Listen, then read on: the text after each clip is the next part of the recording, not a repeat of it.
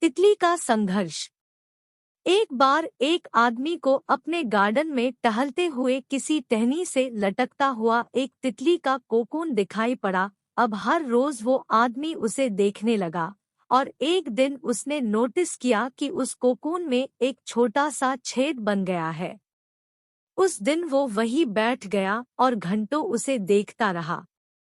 उसने देखा कि तितली उस खोल से बाहर निकलने की बहुत कोशिश कर रही है, पर बहुत देर तक प्रयास करने के बाद भी वो उस छेद से नहीं निकल पाई और फिर वो बिल्कुल शांत हो गई, मानो उसने हार मान ली हो।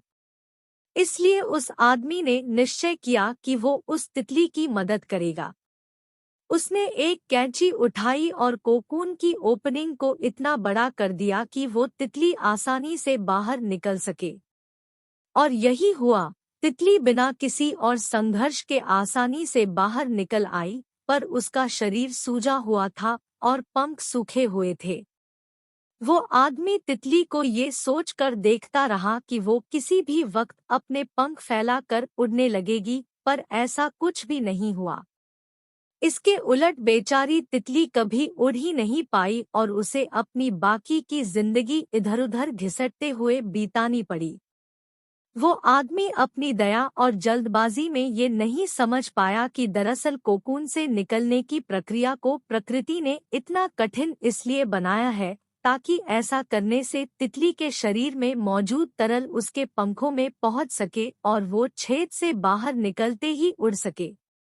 वास्तव में कभी-कभी हमारे जीवन में संघर्ष ही वो चीज होती जिसकी हमें सचमुच आवश्यकता होती है।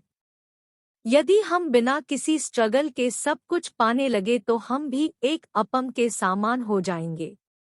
बिना परिश्रम और संघर्ष के हम कभी उतने मजबूत नहीं बन सकते जितना हमारी क्षमता है।